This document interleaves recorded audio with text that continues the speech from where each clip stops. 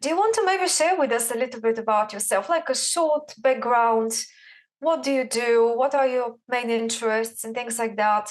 Just so that later when we look at your chart, we have a bit of context. Yeah. I don't know how much I should go into detail and what kind of things, but As much as you want. Don't feel you um, have to share too much. yeah, but just like in general, started with, and I think this is relevant. That's why I want to say it. Started with like a difficult childhood with like social anxiety, these kind of things. I think you probably see that with the Scorpio placements and Yeah. things like that. Then for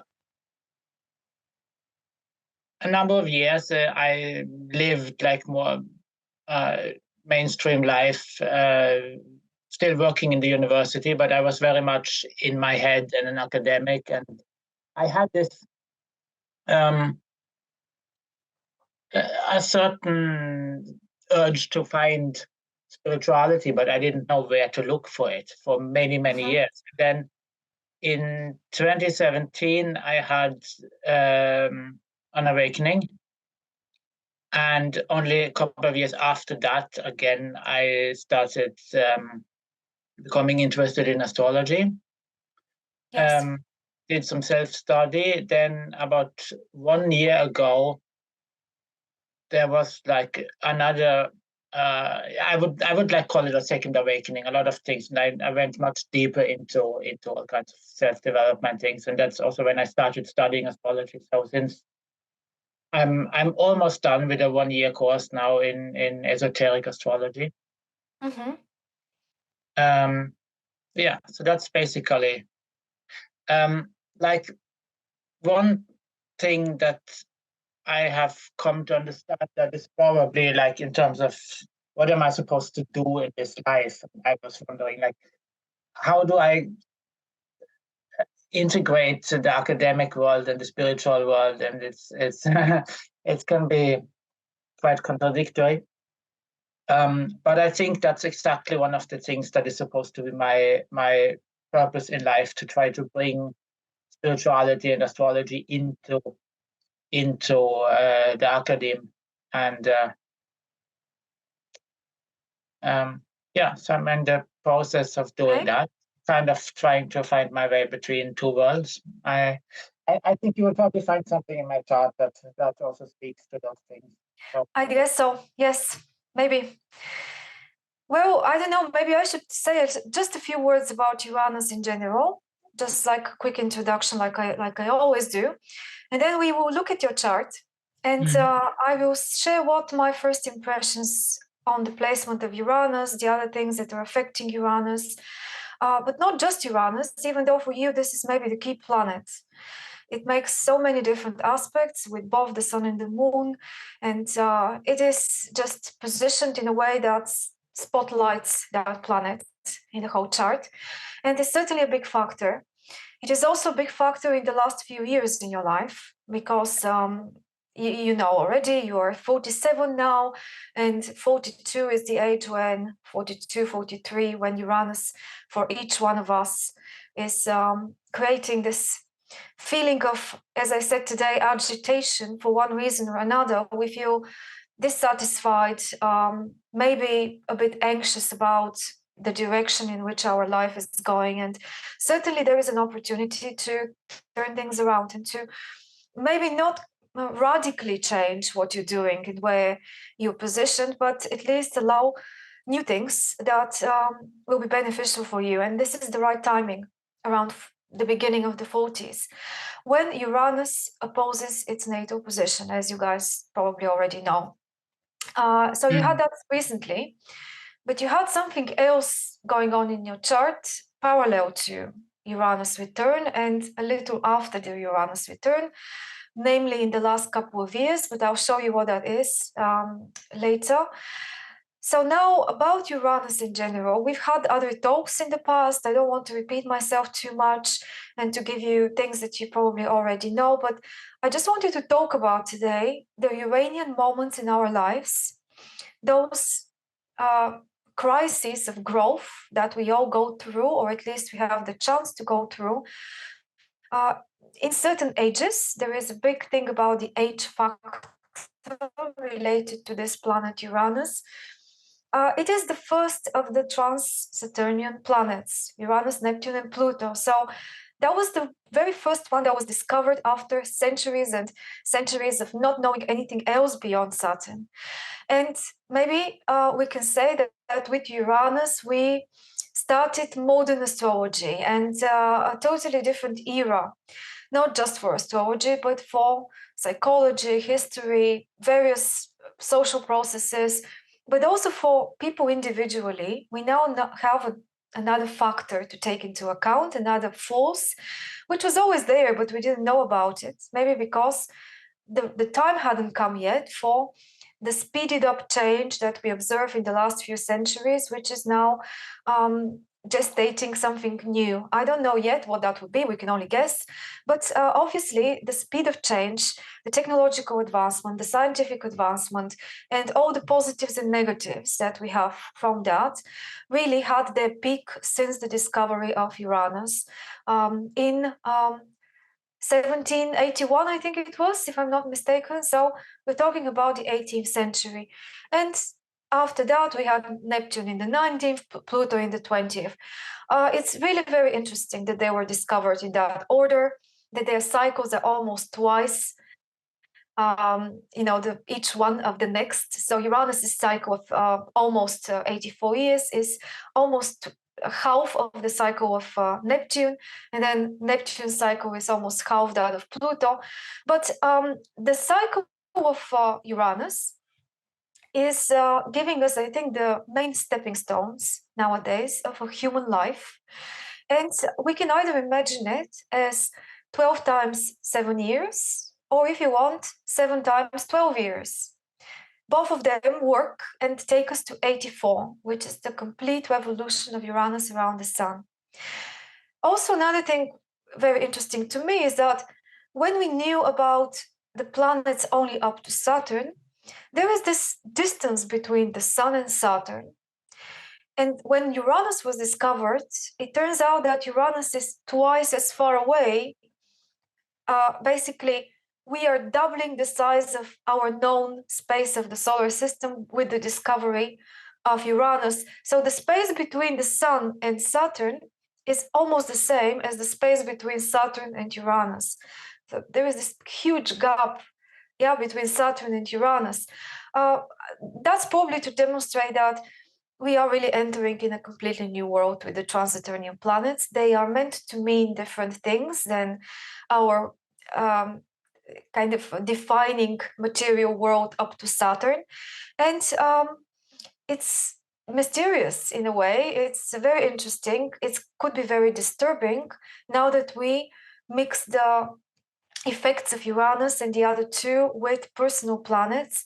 And the social Uranus and Jupiter and Saturn, which are always being challenged by whatever messages are being sent to us by Uranus and the rest. So when we look at the charts and explore where our natal Uranuses are, by house, by sign, by aspect, we should also take into account, I think, Saturn, Jupiter, even if they don't make any aspect with Uranus. Probably if they don't make any aspect, it's even more important and more telling, because the forces of push and pull between the social planets and the trans-Saturnian planets give us the picture of how we adapt to the situation, to the world in which we are born in, how much we feel comfortable in the status quo, whether we feel urged to get out of the boundaries of Saturn, and for that reason experience all sorts of personal crises and conflicts with the world, or whether we are more prone to resist Uranus, Neptune, and Pluto. And when they come by transit, we rather fear what the changes they bring will be, because we might be one of those people that is more tuned to the planets up to Saturn. So that's very important when you discover your Uranus, I believe. we can't just say the transit of Uranus through your sun, through your ascendant, or something else in the chart is going to mean definitively that thing, because it all depends on the personal chart and how things are there. Anyway, these cycles are very, going back to the 7 times 12 and 12 times 7. Dane Rudhyar, for example, proposes one way of looking at these stepping stones.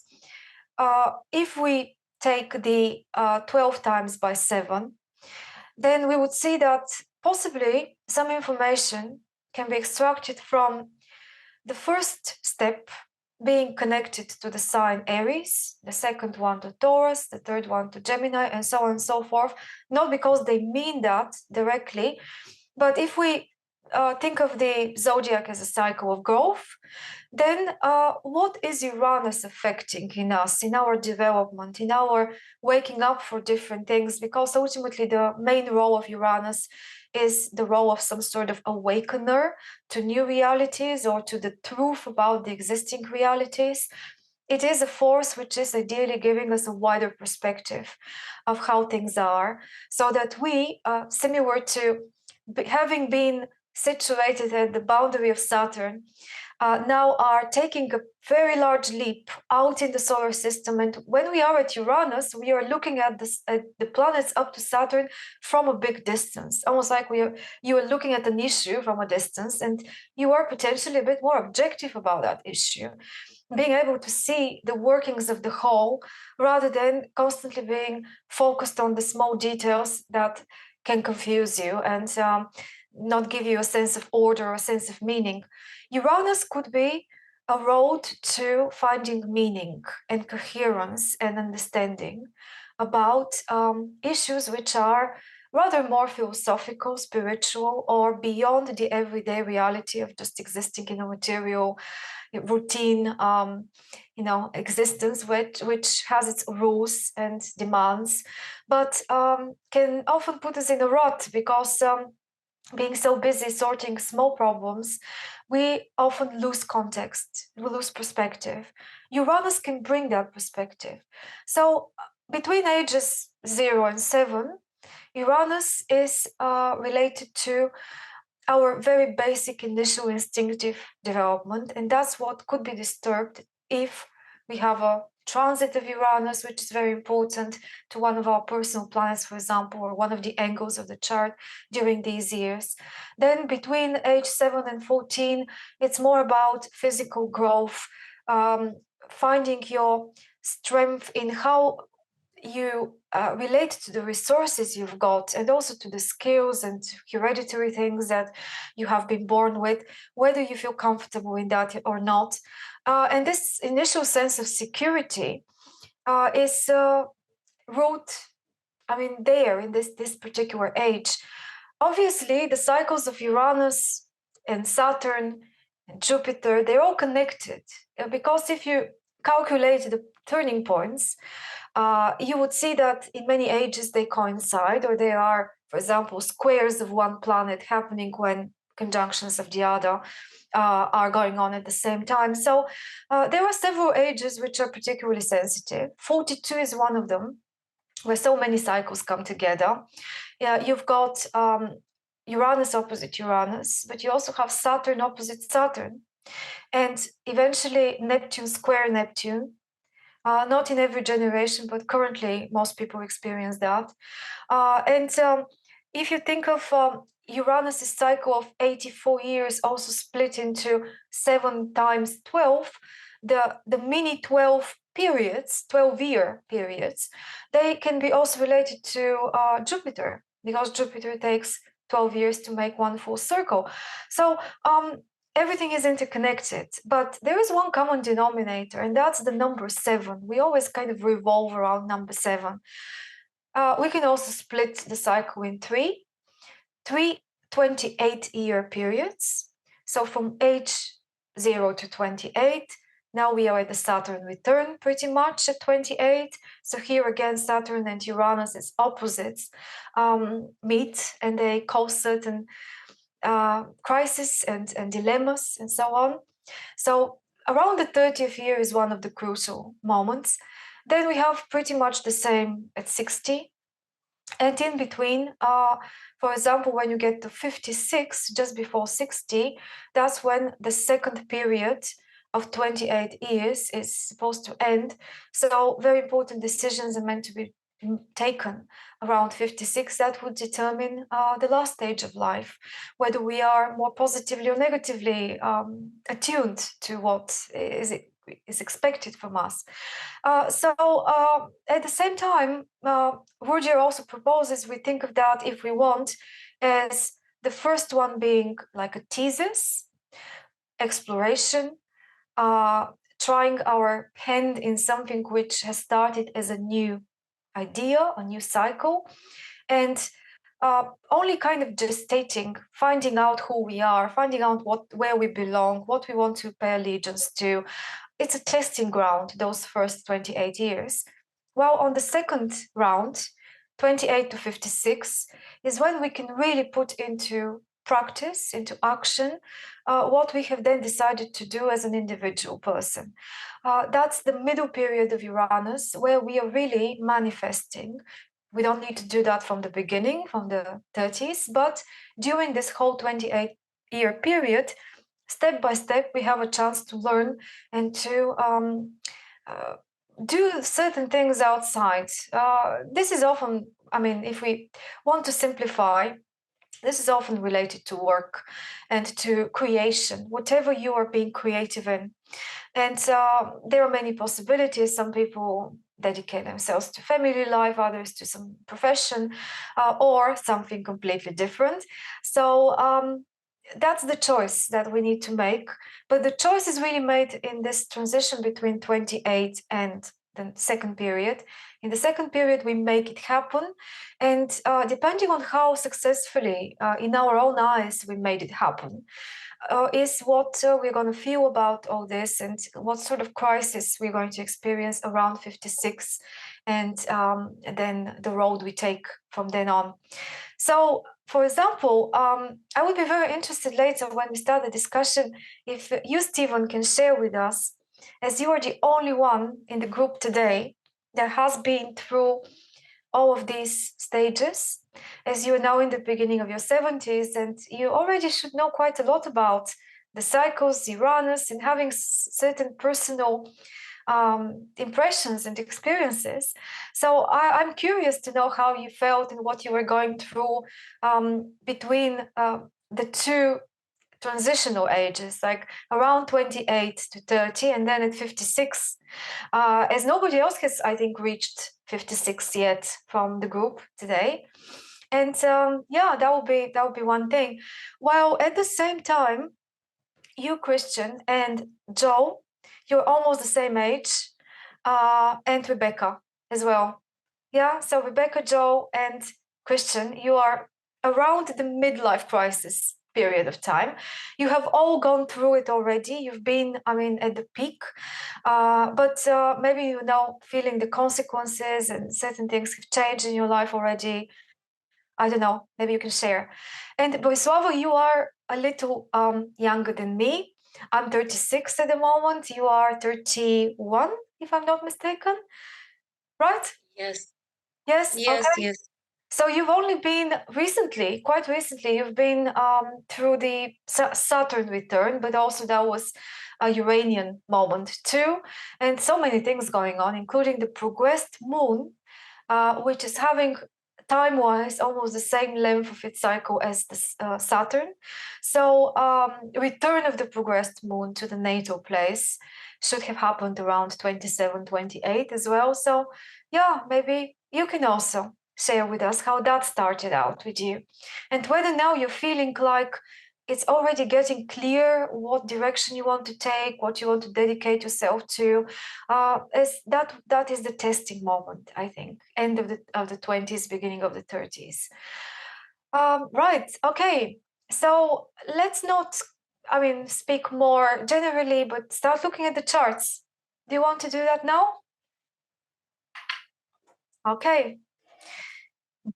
Okay, today I wanted to mostly look at Christian's chart, and then, I don't know, let's spend half an hour, 45 minutes, something like that, and then leave a little bit of time at the end for other quick glances in other charts, so that if you guys want to answer what I just asked you about the main transitions of Uranus, or maybe if you don't want to talk about exactly this, maybe you have in your mind any memory of a particular transit of Uranus, which really affected you. You paid attention to that. You know what that was all about. Just to give us an illustration, for example, if Uranus was transiting any of the cusps of the angles of the chart, the ascendant, the MC, whatever, and some of you have that right now. For example, you, Rebecca, have Uranus on the MC. Yeah. You, Christian, also. Actually, Rebecca, yours was not like very recent. It was recently, but not right now. Exactly, it's kind of already passed. Well, with let me see. Yeah, with Christian, it's in the 6th house at the moment, right? And with Boriswava, it's on the MC. Yeah, I got mixed up a bit with my notes, but yeah, with you, Boriswava, it's on the MC at the moment, Uranus. So that means a lot, I believe, in terms of your choices right now. Okay, starting with Christian, I'm gonna share now.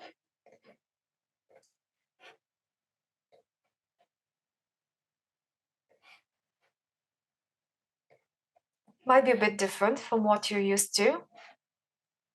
What do you think? Does it look right?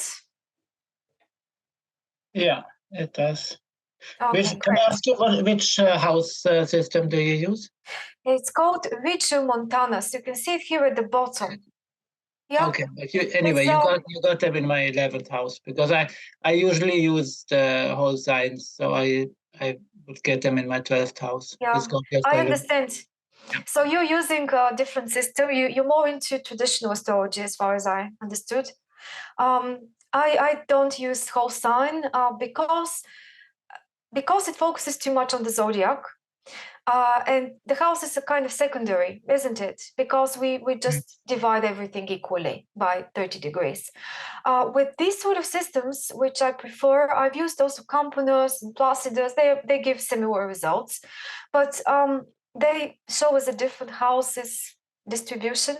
As you can see, some houses become very big, others remain very small.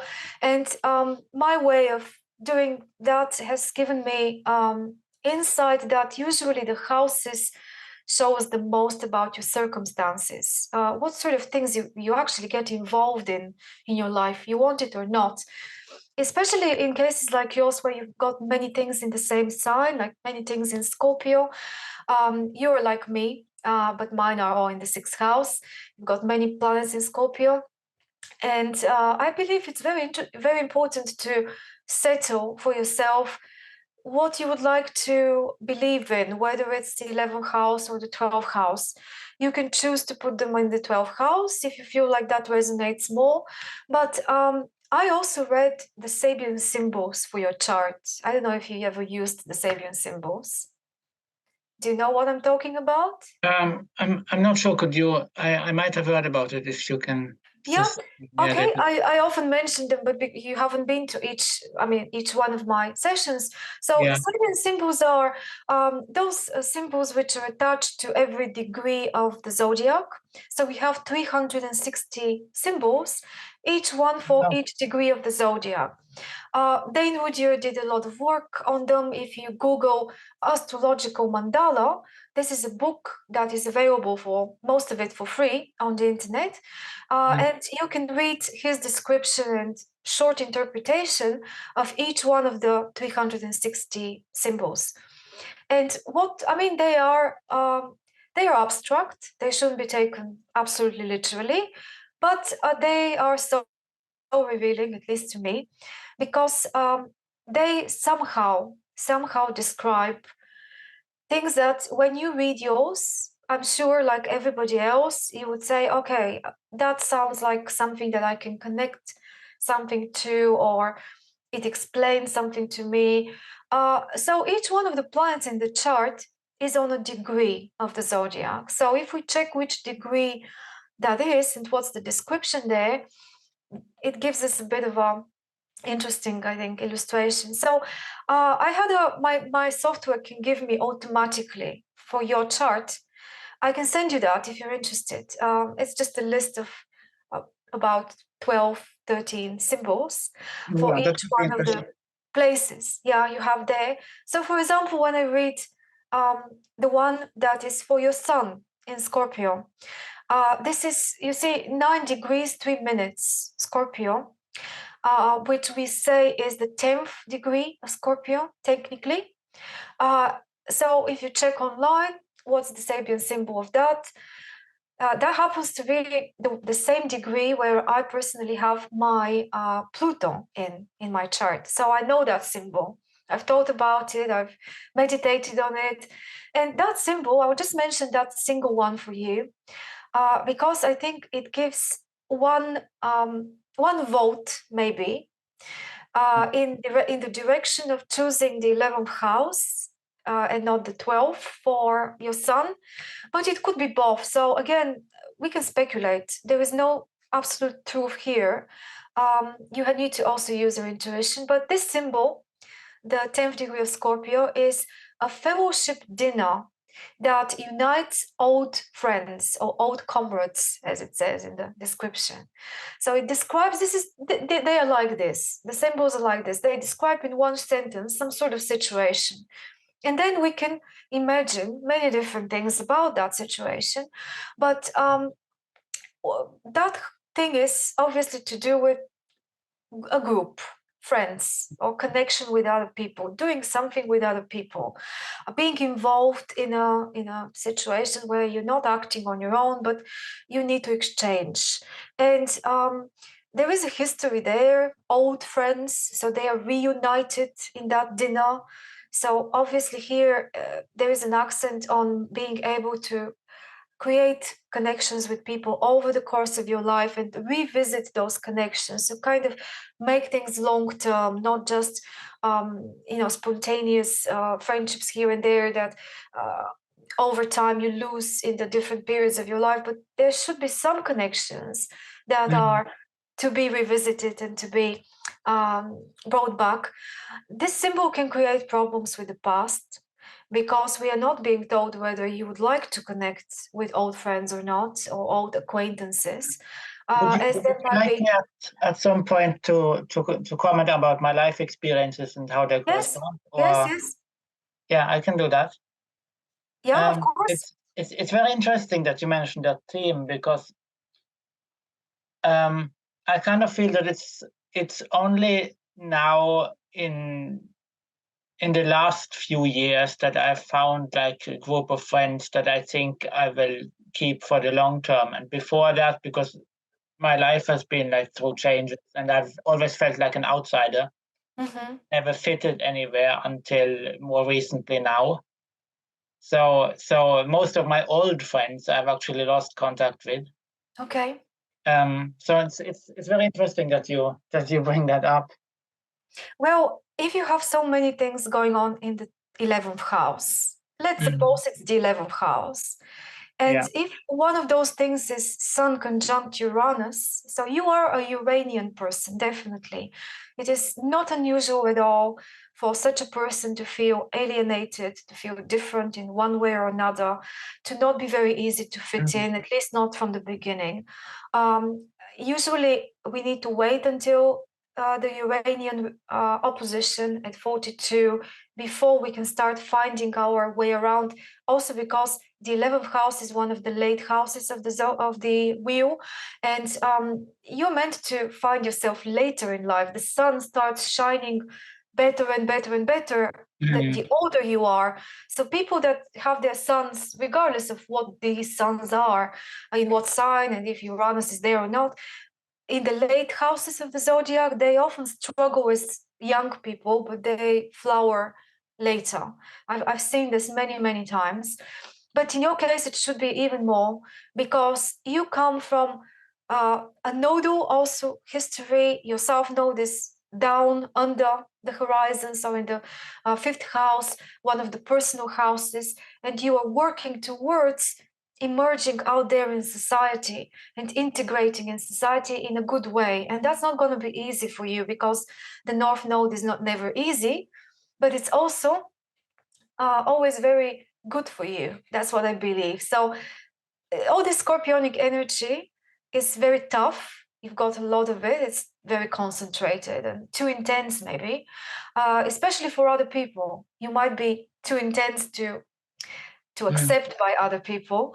You would need to learn how to communicate, and how to, especially when it's about ideas and common things that you do together in a team, to learn how to do this in a good way. But many other Sabian symbols in your chart for other planets and points also have themes related to cooperation with others in groups. And when I see something like this, it's a definitive sign that obviously your life is very focused on these topics. Having a conversation and not just discussing a subject, but yeah, as you said earlier, it's so difficult but important for you to find common interests with others and common causes. Also, to when you start a project that you're interested in developing, you won't be able to just do it on your own. You would have to be in allegiance with others, yeah, that's going to be tough as well, because you seem to be coming from a position of acting individually. So I very much put importance on the nodes. So the South Node is telling us that there must have been some sort of problem in expressing your individuality in the past. So Taurus in the 5th house, together with Chiron at the end of Aries. The position of Chiron, I believe there must have been some sort of blockage, some sort of suffering, some sort of, I don't know, not very straightforward expression of whatever you were trying to do in the 5th house, in the so-called past. And this is creating problems for you nowadays. And you would need to overcome those problems before you are able to go in the 11th house. It's so much Iranian everything, because Uranus, let's just very quickly take a look at the aspects. Uranus is conjunct the Sun, very important. And this is conjunctions are very much about display of temperamental energy that is a bit stationary. Like we don't have a dynamic very much with the conjunctions. We're not neither going to trying to overcome something or to achieve something. We are simply being that thing that the conjunction is showing us. So you are being Uranian, and that's either received very well or not received very well. I don't know, depends how you are being Uranian. Are you rather eccentric, or are you rather original? Because these are two very different things. Are you just against things that don't work well, especially in society, and you want to aggressively change them? Or are you recognizing that you don't like the way things are, and you're just positively working for changes without necessarily being in confrontation with people? That's up to you. Yeah. Yeah, tell us. Can I? Yeah, it really speaks to me, that one as well, because I've also experienced some significant changes in that area just in recent years, because I used to be very much like focused on being against things, like with more like political or having opinions, and identifying myself more as like with political activism. But then what changed in recent years is that I have kind of shifted focus to, I just find my own community and my own things and create that in parallel. And I don't need to bother about what the mainstream society does at all. Great. Yeah, I don't need to be against anymore. I can just be alternative in a way and do a parallel. Well, that's great, because that's what's meant to be happening with the Uranus opposition, is when you are Uranian so much initially. And during your life, that's the main lesson to learn, not to be confrontational and not to kind of lose your mind and create lots of chaos and lots of disturbance in your life, because you have this perception which is different from the status quo, and you are more prone to see the things that need reformation and change, Mm. and you would be very agitated about it. The point is, what do you decide to do with this? Mm. And some people decide to fight futile battles and to really put themselves in a position of outcasts or disturbance, or people who just break things without offering anything as a solution, as an alternative. Or the other option is, like you said you did, to define new ways and to work on kind of creating new structures, because what Uranus is destroying and removing are Capricorn stuff, Capricorn structures or Saturnian structures that either are already not working because they have reached the point of their cycle where it's already too much and we need to reform it because it's becoming corrupt, for example, or it's becoming too stagnant and too not modernizing, not changing, not adapting to the times. So Can I ask you, mhm. when you said there's a big difference between eccentric and original, could you just shortly say something about that? Yeah, I think it's the same as what I just mentioned about the decision. So if you decide to be negative, you start being eccentric or looking eccentric in the eyes of Okay. those that are supposed to be normal, whatever we understand by that. But let's say normal is the current accepted state Yeah, of law. yeah. And It's just because I've had like a positive connotation with the word eccentric, like well, yes, it could be. It could be too. yeah, Very positive if it's to yeah, do with creativity or if it's to do with self-expression. Some eccentricity is not a bad thing at all. But maybe yeah. maybe But I understand what you mean now. Yeah, yeah, maybe eccentric was not the best word. I maybe there is another way of saying it more negatively. Say Mhm. being someone that is perceived by society as someone that doesn't fit in a bad way, someone Yeah, that's yeah. trying to be disruptive just for the sake of being disruptive. Mhm. And they're now being blamed, these people, that they don't fit in because they're not making the effort or because there's something wrong with them initially. Well, actually, this could be the case if you don't think of an alternative and if you don't work for that alternative to materialize it, to kind of replace uh, adequately the old with the new, then you are doomed to become just an outcast and not accepted and not understood, misunderstood. Mhm. While if you positively work for your vision, it's supposed to be some sort of futuristic vision or future oriented vision with Uranus, something that might not be practically very applicable right away now in your lifetime. But Mhm.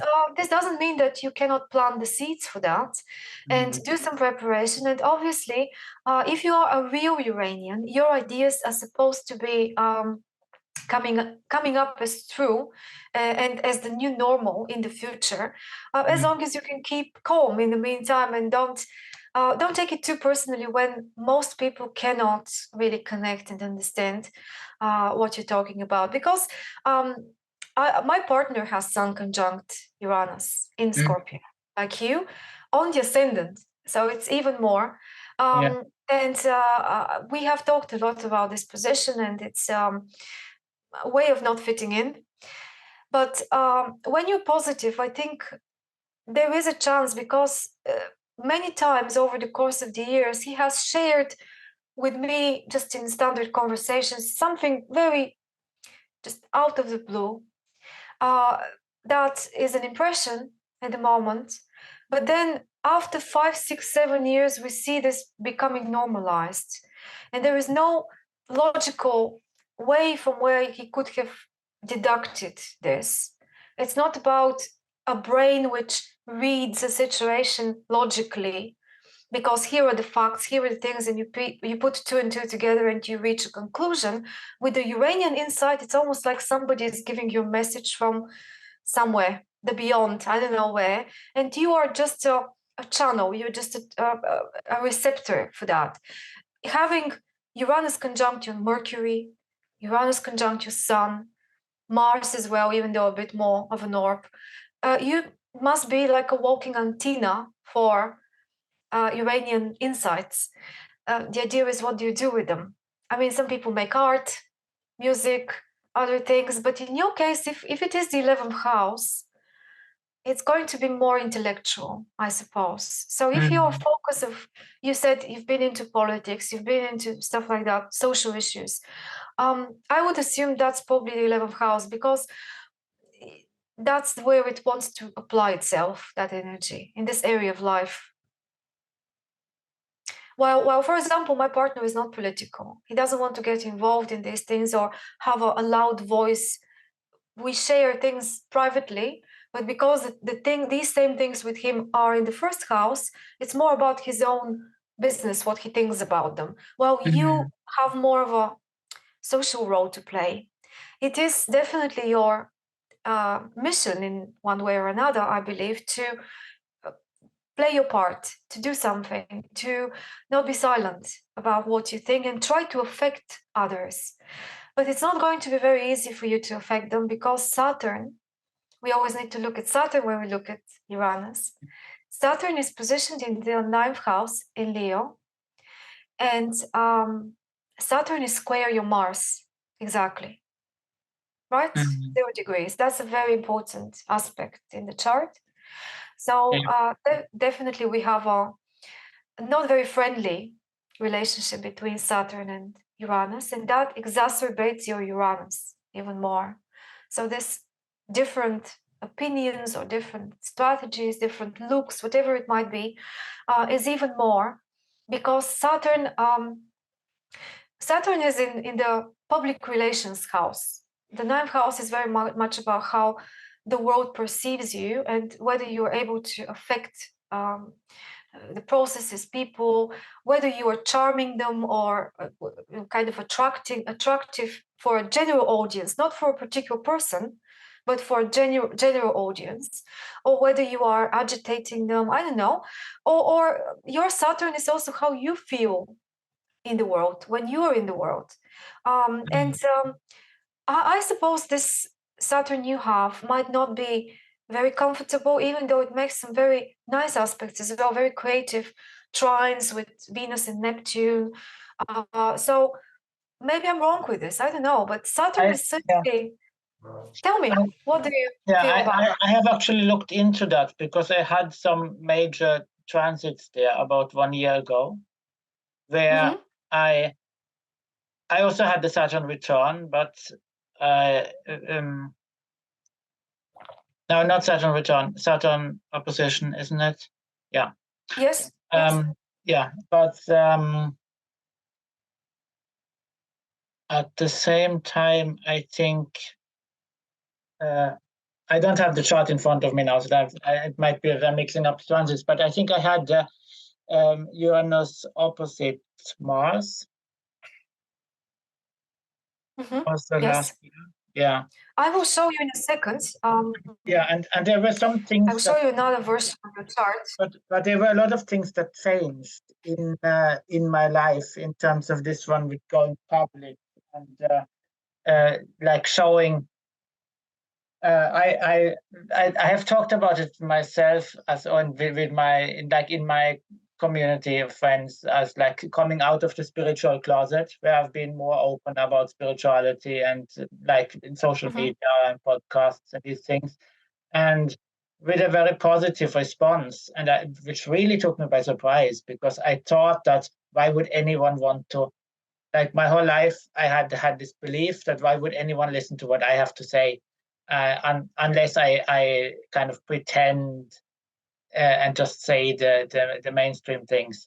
So because I've had a lot of this experience of always being in opposition, nobody wants to listen, and then suddenly in the last year now, I have had the experience that people actually want to hear what I have to say, and it has really surprised me. So I think there's those transits So it yeah, feels that there, doesn't it? yeah, I was thinking before today that maybe most of the time Uranus by transit is doing one of two things for us. It's either trying to take us away from something, a situation which is very unhealthy for us because it's too stagnant, to, like we need to basically get out of the ordinary, get out of the usual that we are used to in some area of our life, and open up or escape a situation which Can be is liberating. not good. Sorry?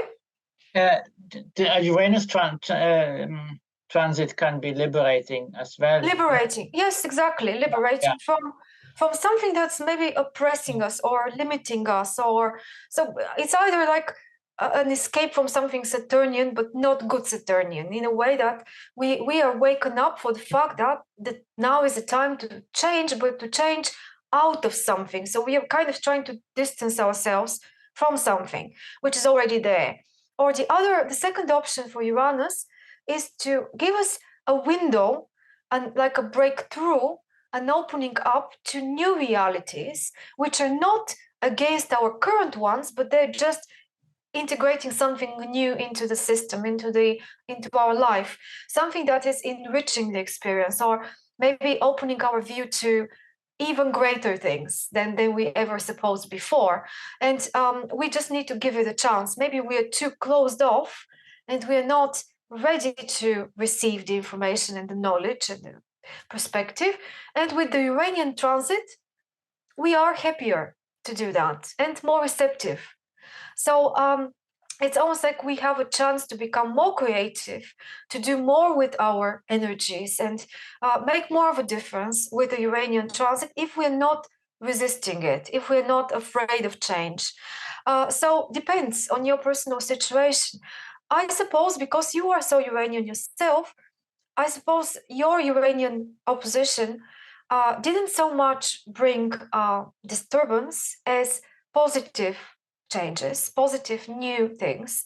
Because when Uranus was transiting, so it was basically transiting the South Node and Chiron when it was opposing itself. So that's an added depth of the transit for you personally. It activated the nodes too, because your North Node is in Scorpio and the South Node in Taurus. Yeah, exactly. So that's a very big deal. And when Uranus was there, I mean, now it's at 20, so it's already passed. But Yeah, do we you have can the see that- timing of when did it transit my Chiron and South Node? Yeah, well, the Uranus went into Taurus in 2018. And I think it was towards the end of the year. So the year 2019 and then 20, because it was going backwards and forwards, retrograde and then coming back, 19 and 20 were the main peaks of your Uranus, especially 2020, because in 2019 it was in the first degrees of Taurus, and it was mostly affecting your nodes and Mercury. Well, then in the following year, it started aspecting itself and Sun more. And now we can say that it's still opposing your Mars, even though it's at 20 now, but it's going backwards.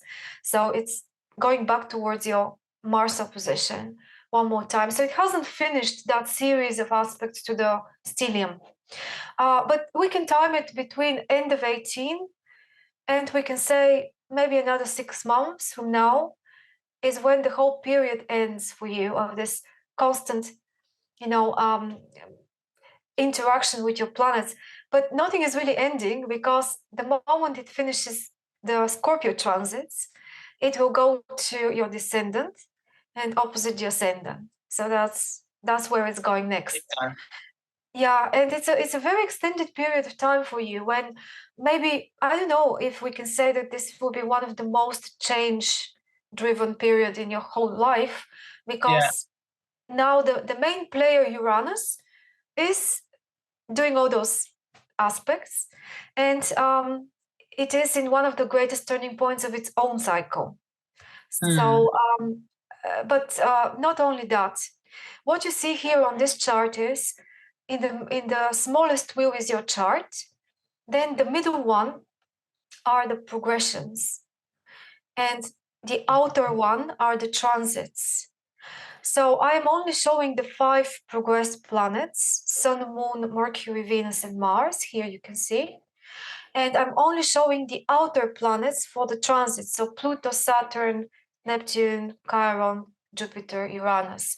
So that we can see a bit more clearly what's going on. And I think the transformational power of your Uranus transit would not have been so great if there was not one more thing going on, which is progressed moon in Scorpio. So in the last 20 months, what is this, 1 year and 8 months, your progressed moon has been in Scorpio. And look where she is now, 20 degrees Scorpio. And Uranus is at 20 degrees Taurus.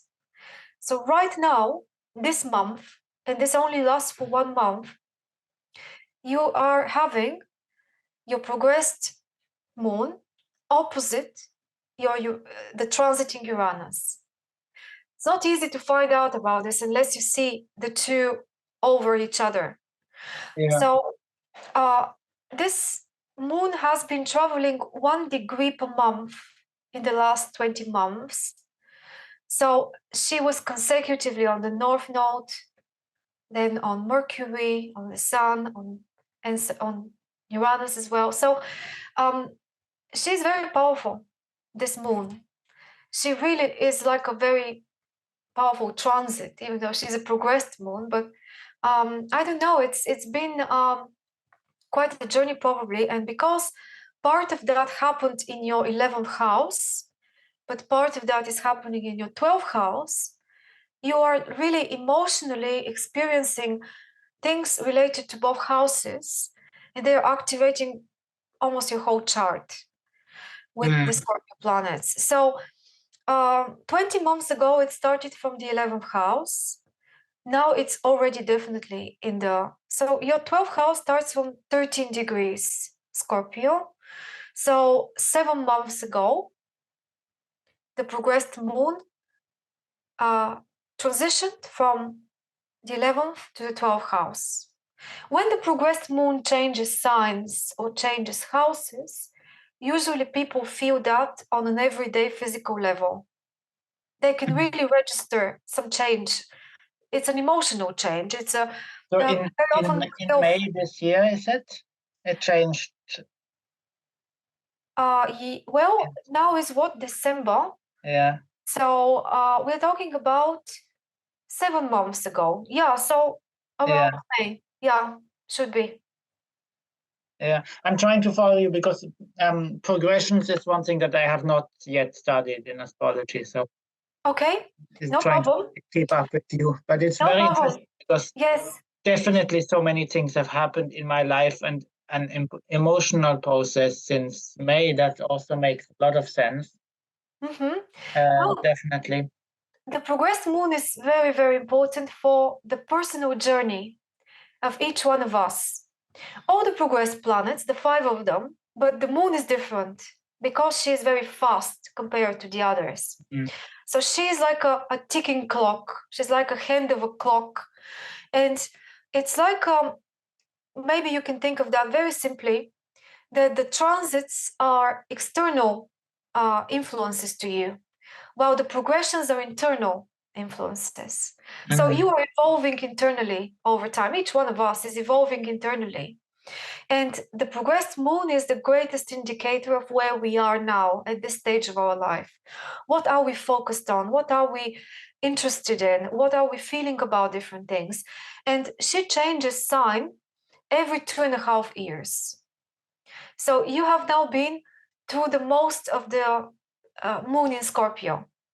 After 10 months, your moon will go to Sagittarius.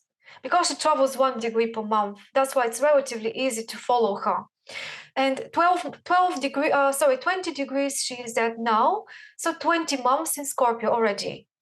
and 10 more left. So you have traveled 1/3 of the period of moon in Scorpio. So interestingly, you have moon in Pisces by birth. This is a water moon, also very sensitive, also very, moon is in Pisces makes you in a way very Neptunian. You've got a very strong Neptune as well. So we can say that both the 11th house teams and the 12th house teams are equally very strong in your chart. And they're all very social areas, very political potentially areas. They're both related to group activity and to interaction with wider things. But they are also very different because in the 11th you do certain things that are being tested in the 12th. So the 12th is this purging area where you decide what stays and what goes. It's very emotional. But what I'm trying to say is actually about the moon again. Your natal moon is what it is, and it transforms itself. Like you have a progressed moon, which is the temporary one. You never lose the original one, but when you mix it with the temporary one, you have like a general feeling of your current emotional state, your current health, your current focus. And we can say that at the moment, maybe you are in a good place because this moon in Scorpio is very friendly with your natal moon in Pisces. They are potentially in good communication to one another. They understand each other. Well, in previous years, when the progress moon was in Virgo, in Libra, you might have felt more tension. And also, we have to see the houses in which she was traveling. So currently, you are almost, you are at the end of, say, a cycle with the moon, because every time the progress moon crosses the ascendant, she begins a new 28-year cycle. Again, we go back to 28. The Uranus cycle is 3 times 28. The progressed moon cycle is 28. So here there is definitely a connection too. So we can start counting from the beginning. So from birth, moon in Pisces, until she comes back to Pisces, it's one cycle of 28 years. You had that when you were 27, 28 years old. Now you are in the second one of the moon. And she has traveled now from the original place in Pisces all the way here. And now she is making the second trine to the original one. So it's, I don't know, maybe about 2/3 of the second cycle of the progress moon. But it will be another transition when the ascendant is crossed. When the progress moon crosses the ascendant of someone, they have the urge to reorient their life and to really begin anew. This happens for each one of us at a different age. That's very personal, very specific to you. So, How do you see which month will this happen? yeah, well, you can calculate it that way. So you see your ascendant is at 2 Sagittarius. And at the moment, the moon is at 20 Scorpio. That's like 12 months from now, is it? Exactly. Yeah. That's it. 1 year exactly. You've got to finish the accounts in a way. You have a lot of things to think about, remember from the past. Maybe make up your mind about what certain things meant, good or bad. Make peace. This is all 12th house teams. The moon traveling to the 12th house is always quite heavy. Because it's a moment, it's a 2.5-year period of, I mean, we do a little less because the 12th house is not such a big house, but yeah, about 2 years of reconciliation, acceptance, letting go, deciding what once the moon crosses the ascendant, what are you going to keep from the past and continue with it, and what you're going to throw away. And this is mostly related to abstract matters, to spiritual matters, not so much with practical stuff, because we're talking about the 12th house. So beliefs and things that you were liking or not liking in the past, but mostly the 12th house is this place where we go after we have been in the 10th and the 11th. So we have tried to do things in the world. We have tried to, say, for example, work in a profession or cooperate with people. And we may have been successful, but we may have been totally unsuccessful or somewhere in between in our own head. And in the 12th house, the test is, so what do I do about this? How do I accept or not accept my history of social activity? Do I like it, or do I feel totally depressed because I feel like I was a failure? Sometimes failures can become success if we have the right attitude towards the lessons of the failure. I don't know, but these are the questions that come in the 12th house. And more personally, you might remember childhood stuff.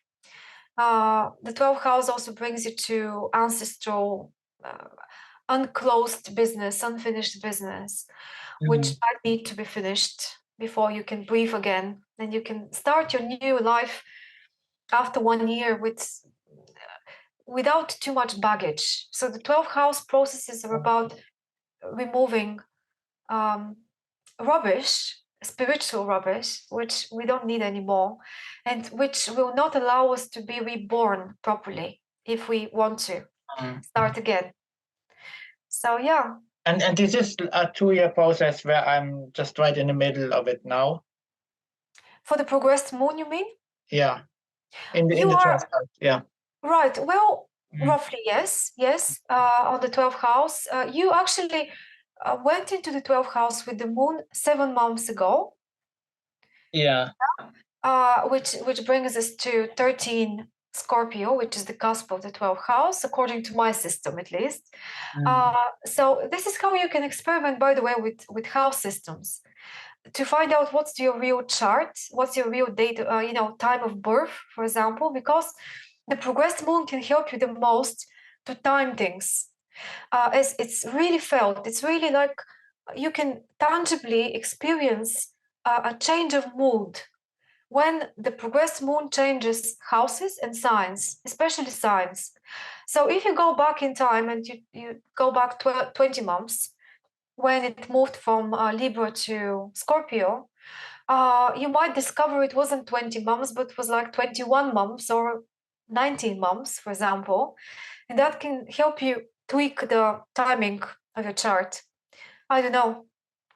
But yeah, you have another 12 months. So yes, we can say roughly you're in the middle of the 12th house experience, and you are 2/3 into the Scorpio experience. So yeah, something like that. And then yeah, it will go. It's very interesting if you are interested to try to follow your progressed moon all the time. Every month it's a different degree that she's sitting on, and it's a different Sabian symbol. And that Sabian symbol very often has something to do with what's going on in your life in that moment. And yeah, I find this very much working. You can try it for yourself if you want. Any other comments or questions from others in the group about the chart of Christian? Anything that you found interesting or you want to ask him or comment on?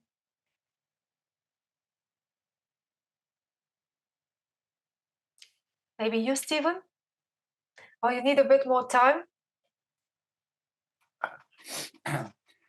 Well, yeah. So, Christian, being a male and looking at your chart, the idea of where the theme of this Uranus presentation is about agitation, but it also kind of relates to volatility. And you present as a calm-speaking kind of guy, but with that your gender planet at Mars conjunct your Sun, and then Uranus on the other side with Mercury. It would seem like, in a lot of ways, your sense of, and this being in the 11th house, this kind of a Uranus, Aquarius perspective, that you would have a tendency to want to, what you said, this political expressiveness. But the idea is that what you were saying is that you came to a point in your life you realized, well, this political expressiveness isn't getting me nowhere, but it's only agitating my own sense of aggressiveness. Yeah, And exactly. Yeah. and as a male, you go, oh my gosh, that's okay between the ages of maybe 14 and 28, but over the age of 35, it becomes just counterproductive to a sense of creativeness. And the idea here of this idea of innovation with the agitation is that I like to look at the Uranus as being a catalyst, a facilitator of creative insight. And for you having this in the 11th house, it would seem that as an older fellow, not just 28, the idea of contributing creative insight to others is something that you would find emotionally fulfilling, especially now, as Radlina was pointing out with your progression, having that Mars and Sagittarius kind of activating the intrinsicness of this Neptune and Venus conjunction, meaning countergender planet, in your first house. That the idea of a wider sense of inspiration rather than the immediacy of the moment. Mm. So I don't know what type of work you do now. I'm still in the academy doing research, but what I'm doing is what I've been doing for the last 2 years is like doing research, and I've actually published some academic work on spiritual awakening. Oh, okay. Again, transpersonal psychology. Well, okay. Well, then you got a very well focus of attention to detail then, because the research is, especially with the Scorpio accentuation, as Radlina would point out from her own point of view, is that there's always meaning underneath the seeming apparency of meaning. Mm. And this is where, like, this political hypocrisy around the world is that everything is based upon lies, presentation, and social persona. And then you would find that, personally alienating, but then to come to the realization, well, this is how the world works. And there's very, very little I can do about it except stay out of the way. Yeah, and I've kind of shifted my focus because I'm educated in the social sciences, and for a long time I was more like focused on politics and understanding issues in society. But after I had like a spiritual awakening, also my research interest shifted away from the whole political thing. It's no longer rewarding. So. Well, that's very nice to hear, because I had those kind of experiences myself, and I came that sense of development as a maturational gradient, that becomes more productive for my sense of purpose and focus. Getting back to your Uranian inspiration there with the Venus in that first house of Sagittarius. Mm. Maybe your interest in spirituality and mixing that with science is a typical example of integrating Uranian energies, which you have with most of your personal planets, with Neptunian energies that you have with your Venus. So these planets, all of your personal planets, are apart from the moon, even though the moon makes aspects, not conjunction though, but other aspects, all the others are involved with transpersonal planets. Uranus being the main, but then Neptune is also quite important, as Stephen mentioned. And this is also another way of saying 11th house and 12th house, as these two are related to them. So that transition between what is worth it in social life, what is meaningful in social life, can you define different meanings than what is currently being offered? Can you be creative about where we need to go next, provided evaluation of experience, social experience so far? There is this historical perspective also. I don't know if you're interested in history and how much you relate what you do to other things in the past, but do you study history? Have you?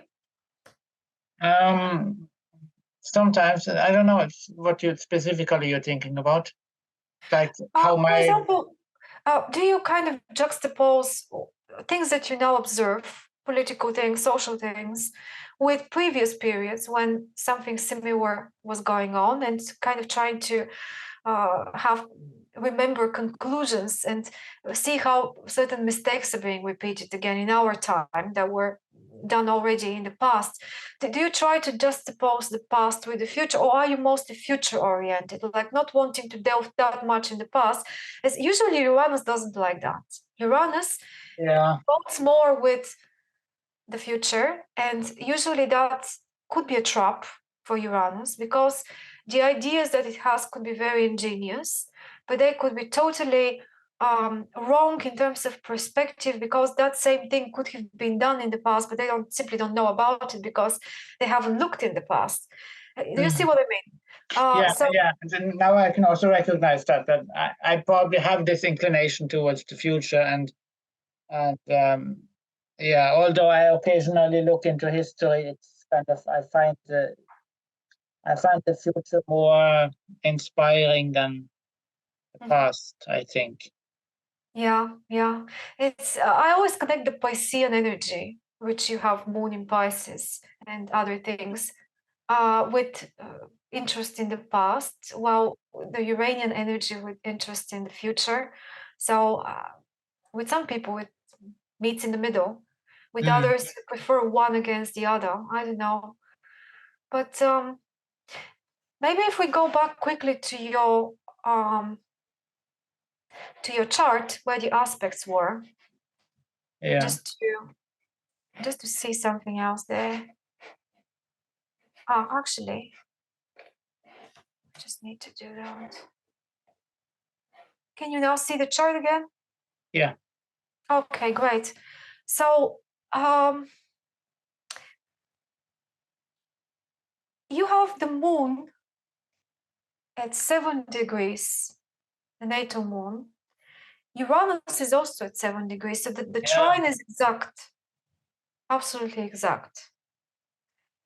What do you guys think about that? And have you thought about this aspect? Because I believe that aspect is pretty strong. That connects the moon with Uranus just as much as the sun is connected with Uranus. It's just a different stage of the cycle. So when you were born, the sun had just conjuncted Uranus. So that's what we call a separating conjunction. That sort of conjunction is like the beginning of their journey together, right at the start. Well, if we look at Mercury, it's the other way around. Mercury is about to conjunct Uranus. That makes a big difference. Almost like the mind is catching up with Uranus. Well, the sun is already met it. So has Mars. The moon has been with Uranus too, quite recently, because the moon is very fast.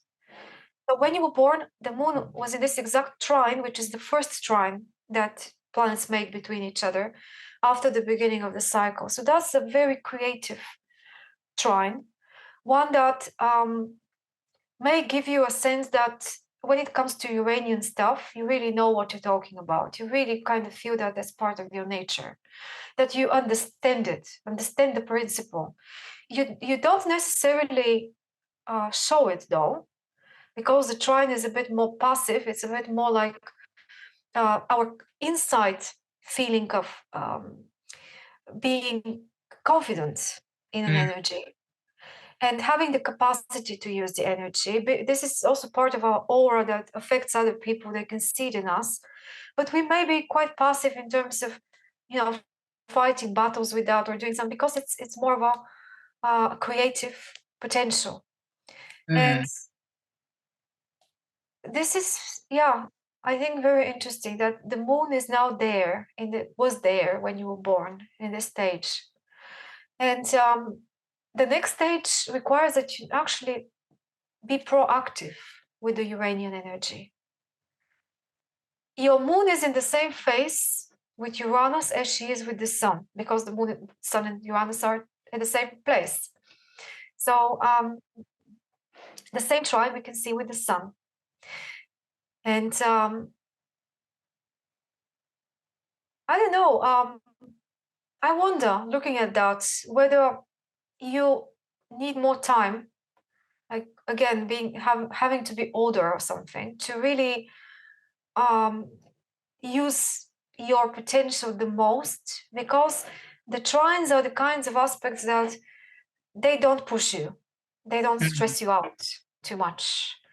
But the problem is, if you don't consciously tell yourself to use them and design ways in which you can use them proactively, instead of waiting for some crisis to come and make you do that,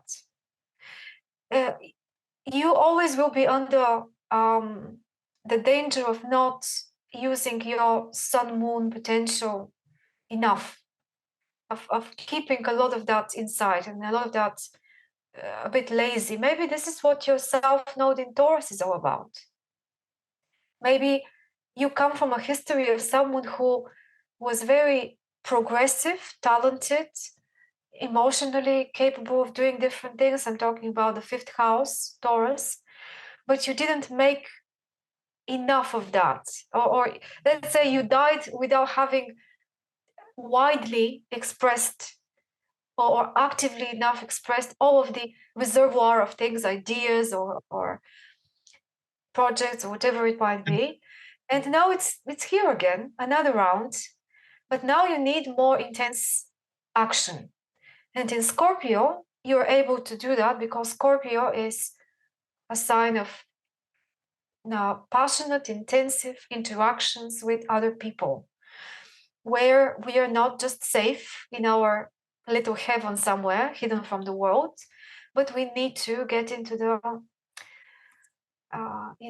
the danger of how we interact with others. They have different demands, they have different temperaments, they put us at vulnerability, they create vulnerability. So I think you should be a lot more willing to jump in the deep and not be very protective, not be scared to participate in something, especially social stuff, because North Node, Scorpio, 11th house, you have to use your potential to be transformative, 11th house, for social things. Yeah, I think otherwise they would become destructive. I don't know. This is just a thought. It makes Any a whole other lot thoughts from you guys? Anything yeah. else? It feels to me, the chart as a whole, it feels to me as a lot of creative potential, which is not energetically activated, if I can summarize it that way. So, like a slowdown, a blockage maybe in certain cases, in certain things, or just not enough motivation to do something proactively. Well, at the same time, you hold a lot of resources. You hold a lot of maybe knowledge or abilities or ideas or leadership abilities, 11th house, but they remain used only to say 20% of them or 30% of them or something like not enough going on. So transits of the outer planets are very crucial moments to wake you up for possibilities. I think you're one of those people that is not so much afraid and wanting to keep a status quo, because the chart is not a status quo chart. It's a Uranian chart. But more, you need to be convinced or provoked to participate more or to do more. And Uranus, I guess, can help with that by transit. What do you guys think? Any other comments?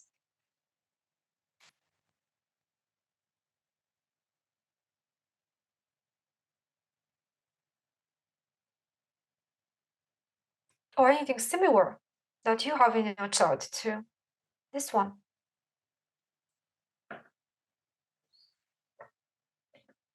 Or questions for question? I just don't want to be the one talking all the time. I can, you know me, but that's not the point. I'd Okay. like to ask Christian, can you hear me, guys? Yes, very good. I'd Yeah. like to ask Christian, because at the beginning he mentioned something about being now, or in the recent times, being more like with a group of people with similar interests, and which kind of blends for me the topic of the 11 and the 12th house. Mhm. And to say something more about that, because also the Mars in Scorpio for me is kind of big determination. So maybe he's very active, but in an inner level. Yeah, so that's my comment and Are you question. thinking in an inner level because Mars is in the 12th house, maybe? Yeah, yeah. Mhm. And also squared by Saturn, which Yeah. maybe is not very pleasant reception of his actions. Yeah, Mars is a bit blocked, isn't it? We expect that Mars will be quite blocked. It always struggles in the 12th, but with this exact square to Saturn, there is something I learned recently about the squares, which opened my eyes to seeing it differently. We have talked before about the fact that there are two different squares, the first one, the second one, but it turns out that the first one, which is the one we have here, Mars has squared, Mars square Saturn is like the first after the conjunction of Mars and Saturn sometime in the past. And that first square is to do with inner battles. So it's not about power plays with the world, where the world attacks you with something and you need to respond appropriately. That's what causes the tension. But it's more about your inner. Maybe you have a complex, so you have a memory from childhood or something that you haven't resolved, which is still causing problems because it's blocking energy. So basically, with the first squares, we fight ourselves. We don't fight the world, we fight something inside ourselves. But the way to get out of the issue, to overcome the issue, is Martian, it's actional. So we need to do something differently. We have to make a U-turn. Like we have been in the habit of doing things according to our problem a certain way. The battle is to decide to do it differently and to prove yourself that you can do it. Well, with the second square, if it was a second square, it was going to be a battle to change your attitude about what the world does to you. So you are again bitter, there is tension, there is something is not working very well, two forces in a battle, but these two forces are you from outside are being attacked by something, opposed by something. You are really struggling with that because you feel like this is so negative. But if you change your attitude about the whole thing, second square, then you can get out of it. So the first square changes its actions. The second square changes its attitudes. So you, Christian, need to obviously do something actional related to Saturn, Mars. And you need to do it to overcome an inner fear, an inner complex, something that only you know what that's all about. But I would suggest that maybe it's about some sort of belief system. I can't help wondering whether you were thinking in very different ways from your family or your relatives or your friends or whatever in the past, whether there was like a clash of ideas or clash of values, systems of value or something like that. I'm not sure if this is the right direction because Saturn is here beginning of the 9th house, but in another system it might be 8th house and that would change the whole thing totally. So this is up to you to figure it out. What's the issue between Mars in the 12th and Saturn in between 8th and 9th? Or maybe you think Mars is in the 11th, I don't know. So this is the main clash in your chart because it's such an exact square. And the other one is between Venus and Chiron.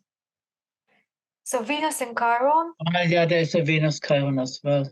Oh no, that's not a square. That's sesquiquadrate. Sorry, that's another very important aspect from another point of view, which you can explore. But yeah, I just didn't see it properly. The other one was Moon Neptune. Is it? Even though it's not that exact, so shouldn't be that strong. But this one is involving a personal planet, Mars, and it's very exact square. So that should be like the bone of contention in your chart. Yeah. Stephen, do you have any? Yeah, sorry. Yeah, it's very interesting that you focus on that, because that Mars square Saturn is also what I've been working on mostly in the last year in terms of self-development. And it's I think it's a process, but there's a lot that still remains, and I can really see that you have a point in, there's a lot more action that I need to take. And yeah, this whole thing of something being blocked and holding me back, it's I'm in the middle of that process. Okay, that's great. Some people say that Saturn in the chart can show us something about what we were not really happy about in early life, what we feel like we weren't given when we could have been given. We think we could have been given this, but it wasn't. So do you think that you may have needed to be more free to play, to be creative, to be spontaneous, to be just who you are without constantly trying to adapt to something or someone, but that wasn't possible for some reason, and that created like a blockage of energy. I don't know. Yeah, definitely. I have not been able to understand exactly why. Where does it come from? Is it from inside of me, or is it from my parents, or it's like the kind of the external explanation is not obvious, but clearly when I was a child there was something blocking me already from playing freely. Yeah, well, it should be somehow related to parents, because we look at Saturn. It's they say, I mean, that's what I learned recently, that this first square that has to change its action, the problem that requires the change of the action, is something that usually has happened in the early environment of development of the child, and the child or the person didn't manage to process it in their own head, so it became like in the closet or ignored or just forgotten, because it was something that maybe wasn't very easy to deal with, or the person how early would you say it happened? Oh, I don't know. I don't think we can specify any of that. I mean, definitely the first squares are to do with traumas that the person had experienced, to which traumas were not processed, they were not cleared away, and we are prone to getting bitter because of that. But our way out is some sort of changed action. While the second one, we are again bitter, but we need to change how we think about the problem. We haven't understood it properly. That's why we are suffering. Here we are suffering because we are not yet doing something properly. So I don't know, maybe if you think somebody prevented you from being creative in one way or another, you should try to compensate by doing that thing that you think you should have done then, doing it now, so that by doing that action, it's like an initiation, like a grow up initiation trial or something like that. So almost like you weren't given the chance to experience that thing that would have helped you grow and feel good with your Mars, because Mars is the suffering planet. Mars is the planet which is faster, the personal one.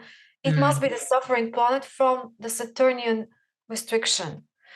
So your Mars has to prove itself to itself. So that after you do that, you go through some sort of trial, or you do a test for yourself. You figure out, now I have to do that. It's difficult. I feel inadequate. I feel awful about this, but I will make myself, like using your will, using your courage, I will make myself do it despite. And then once I've done it, the fear is gone, and I'm free. I'm free to move on with my life. Something like that.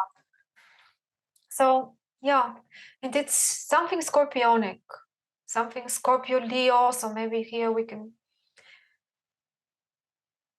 guess, I don't know.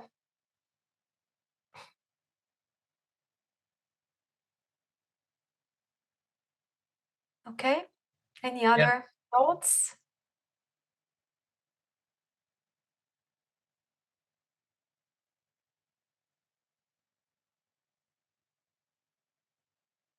So yeah, I think you were, let me just take a look. Day of the moon. There was something else I had noticed here, which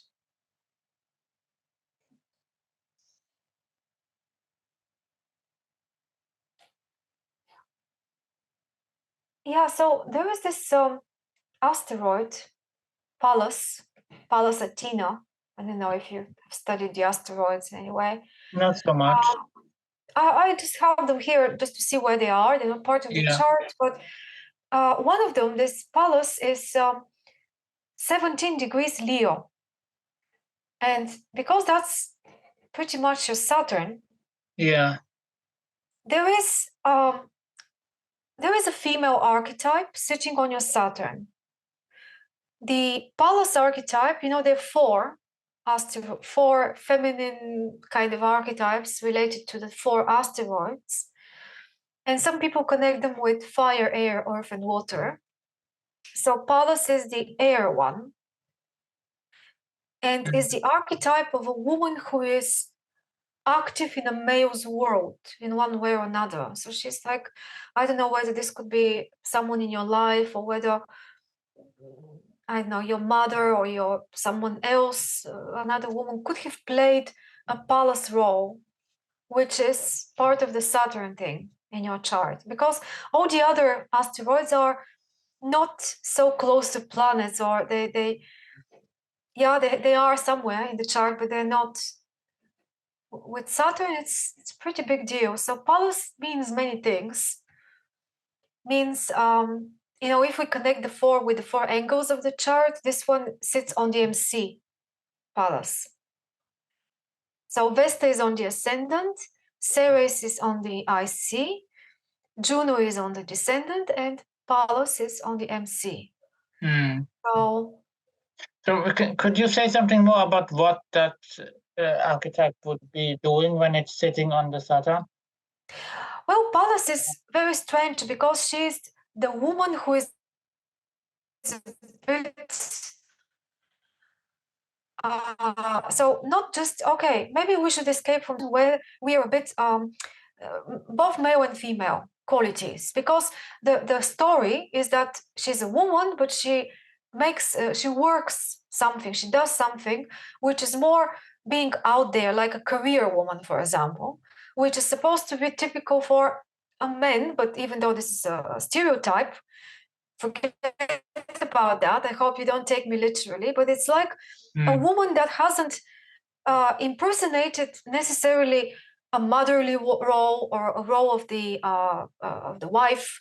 This is not number one in her priorities. The number one is building a career for herself, or being someone independent out there, and fighting with other people, like men fight for territory, or men fight for wealth, or for social position, or something like that. Yeah. So this is where we are doing this. We are more out there in the world. So this assumes like a social role. I don't know. So it could explore. Yeah. So it could say something about my the role of my mother when I was a child. What was your mother like? Because we standardly look at other things for ideas about the mother. We look at where is the moon, what aspects the moon makes. Your moon being trine Uranus already tells me that maybe your mother wasn't like a typical housewife or something like that. Is that the case? Yeah, I mean, she was more of an intellectual type and not really, I don't know how to put it. Let me choose my words here. She wasn't very emotionally present and attentive because she was mostly in her head, concerned with academic, intellectual things. You see moon in the 3rd house you've got in your chart. Yeah. That might be related to this. So where was the mother active? Mostly in her life. So we see the atmosphere of the 3rd house, intellectual pursuits, studying or thinking or something like that, communicating. Square Neptune, it's pretty wide, but still, I mean, not that wide, 4 degrees. Moon square Neptune.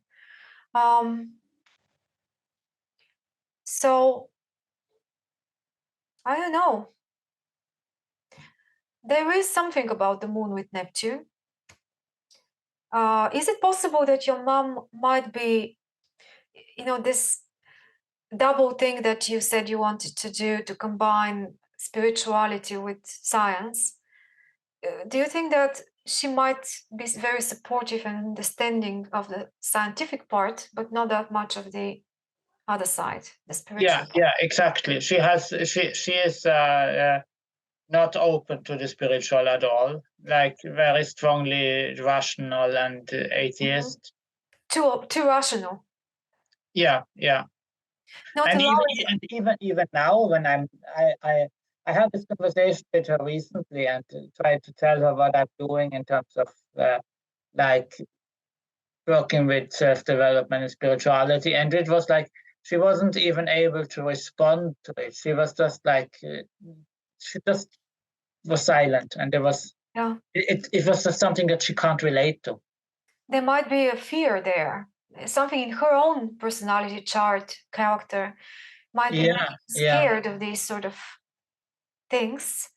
But it's funny how energies which are not paid attention to, or not given the due expression or attention in parents, usually come out in the children as main points of the character of the child or main interests of the child or something like that. So there is something suggesting in your chart that the mother is intellectual and not spiritual. Well, we can't make any greater conclusions out of that, but if you explore the other aspects you've got to your moon, there are many other aspects to the moon. Interesting. And I think that can explain a lot about the things I've struggled with in life, because even the social anxiety as a child, she was very much in a critical mindset, and she had little interest in trying to bring me out to play with other kids, and so I was mostly isolated at home just with her.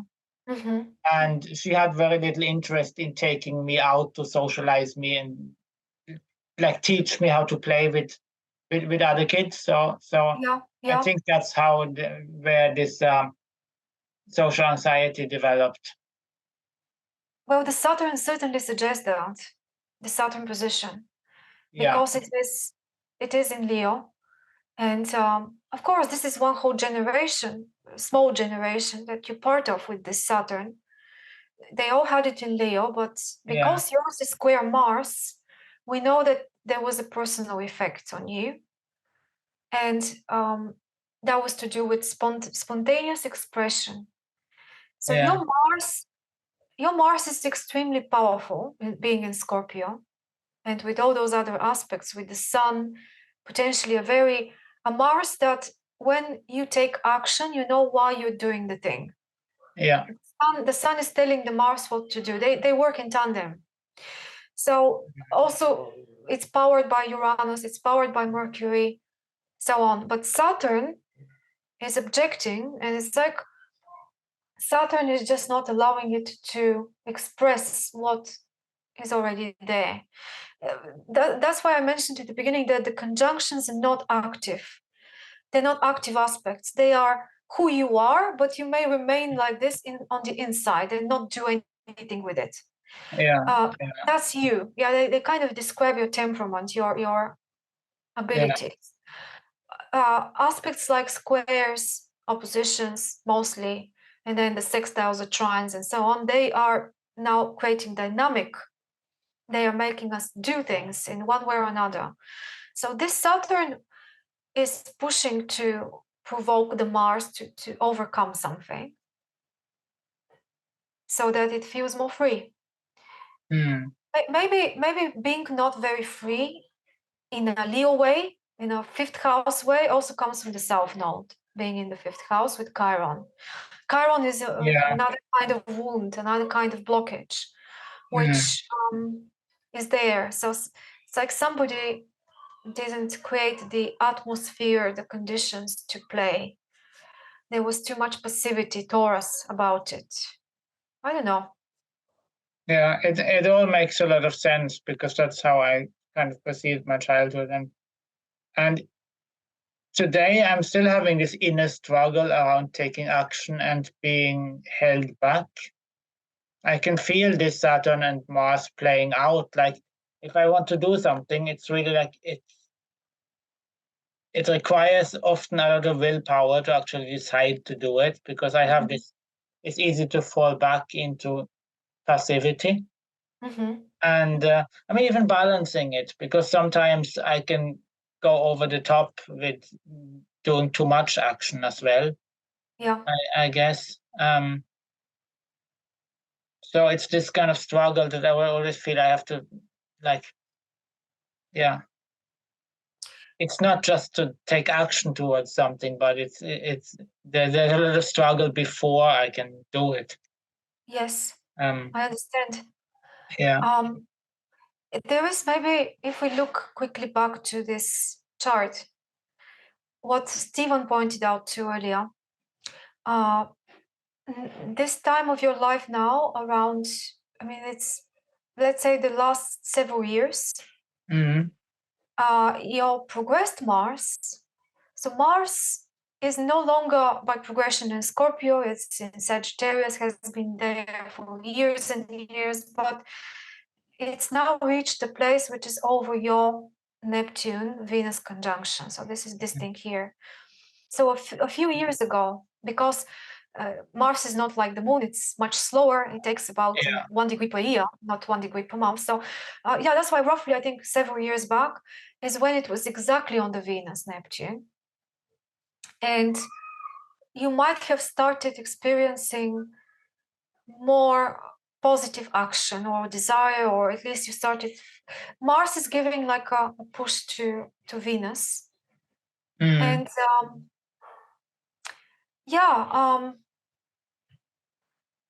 your relationship planets are very they are not in the relationship part of the chart. So both Mars and Venus are 12th house, first house. They're very much self-focused, if you see what I mean. So I imagine connecting with a partner or others one-to-one is just not so natural because so much of the chart is on the side of the ascendant. And that's another thing that makes you, say, more like a lone wolf. Yeah, not just the Uranus thing, but Uranus being there. My Uranus is in the 7th house.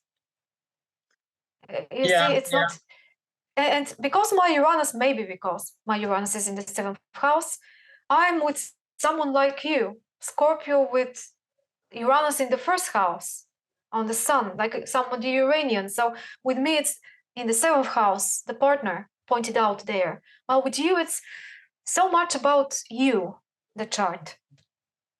And maybe the struggle to find balance is to, well,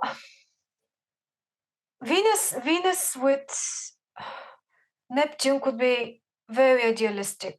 Like Mars with Uranus is very idealistic too, almost like having very high criteria about things or trying to imagine how things should be. And as long as they're not like that, you don't want to have anything to do with it. Am I right about that? Could you say the last thing again?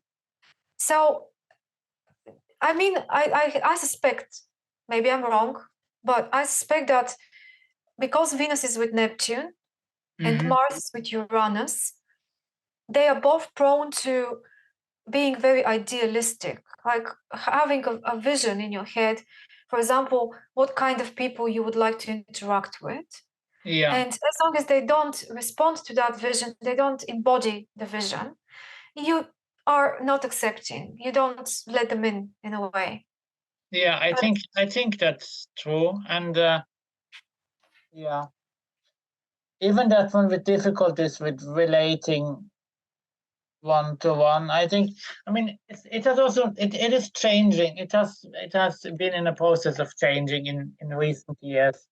I have met, like just in the last year, I've met more people that I can actually deeply connect with. I think I've met more people in the last year than like my whole life before that I can connect deeply with. So it is in the process yes, of developing, but I definitely recognize that one. That there is a, yeah, I've been had a challenge there with, like, it hasn't felt so natural, and I'm very much like selective in that sense that there needs to yeah. be kind of deep connection.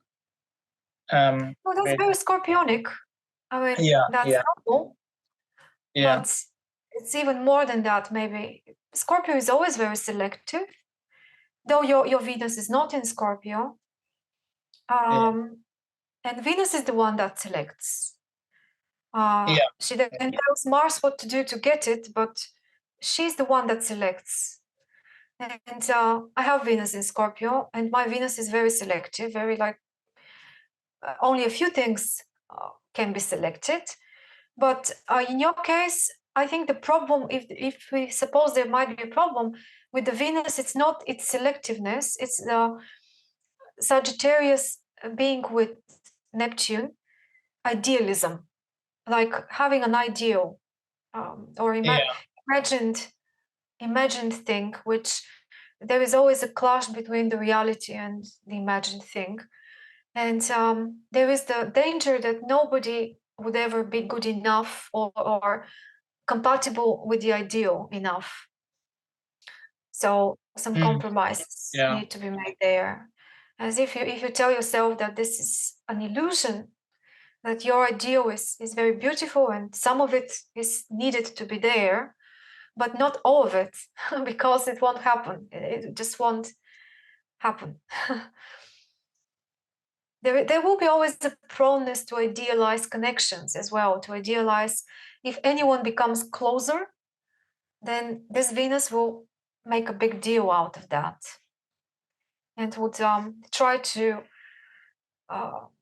see the person archetypally and not for what they are really. There isn't yeah, yeah. very much realistic. I've experienced that. Yeah. Mhm. Mm. Okay, well, we only have 5 minutes left, so you guys are welcome to say something yourselves if you wish to. We went deeper today on one chart, but I think it was worth it because this is kind of workshop where we can see what happens when we have more time to really go and look at the different things in the chart, not just one quick observation about the planet we're talking about today. So I hope you like that, even though it's one chart, because also your chart, Christian, is so Uranian. It's very typically Uranian, and you are at the Uranus opposition still. So perfect timing, I think. Stephen, any final words? Or from you, the ladies? You look like you're trying to unmute your mic.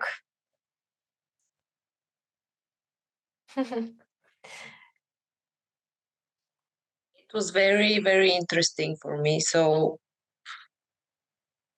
thanks, Stephen, for sharing this personal details and about the transits. And Rodilina, it was very interesting to hear your analysis. So Thank you, Borislava. I'm glad. You know, I didn't tell you guys, but I have Uranus on my ascendant right now. Exactly. Mm. And How I does have that feel? also this. Well, what's interesting is maybe interesting. I will just share with you. In the last 2.5 years, because we spoke today about the progressed moon a lot, my progressed moon has been in Pisces for 2.5 years, and I've got, you know, how much more left? About 5 days. So in 5 days, my progressed moon is meant to go to Aries. And 0 degrees Aries is my north node. So imagine the combination with Uranus on the ascendant. Mm. This 2.5 years in moon in Pisces, and my natal moon is in Scorpio. So I'm the other way around from you, Christian. You have moon in Pisces and you're now going through moon in Scorpio. I have moon in Scorpio and I'm going through moon in Pisces. Anyway, so it's been like a dream. I was very much less motivated to do anything. I was very much struggling to act and to do things. I almost fell in a limbo. And I mean, I was doing a lot. It didn't show that much for outside because I had to work, I had to do things. But internally, I was struggling a lot with my energy during the Pisces period. And this week, maybe because it's so much approaching now, the shift of the progress moon to nothing else but Aries, imagine that in the North Node. I feel more and more woken up to kind of a restart. It hasn't started properly yet, but I feel a total change of mood, especially in the last few days. And I hope Uranus on the ascendant is going to help the whole thing. Yeah, and it's opposite my moon and Venus at the same time because they are on the descendant. So a lot going on. Yeah, a lot. I hope it's going to be an opportunity to do more, to initiate more things. And maybe at the end of our meeting today, I should tell you, because a lot of you are with me every time, I would probably do the next one either next week or the following, because I missed some weeks when I was in London. And I've got planned one more session like this for Pluto. And maybe it will be next week. And then after that, I mean, it's the end of the year anyway. So from next year, I would be doing something different, which I don't know yet what it will be, but I'll let you know. I'll send you, if it's an event or if it's meetings or something like that, maybe a course, I will send you an email and you can see. But we are going to have one more like this and then maybe stop for a little bit. Also for the holidays. Yeah. Mm. Okay. Well, thanks a lot for today. Hope it was interesting. And I'll see you soon, hopefully. Thanks, Christian, for sharing your chart. Thank you very much for going into so much detail. I really appreciate it. You're welcome. And I hope it was interesting for the rest of you as well, that it wasn't just focused on me. And I can see them nodding. So, yeah. Thanks again, Rebecca, Borisłava, Joe. Joe, I didn't even tell you hi today because I couldn't, but hi, and hope you liked it too. And to you, Stephen, also. Goodbye and have a good evening, everyone. Bye, guys. Have a good evening. Bye. Bye-bye.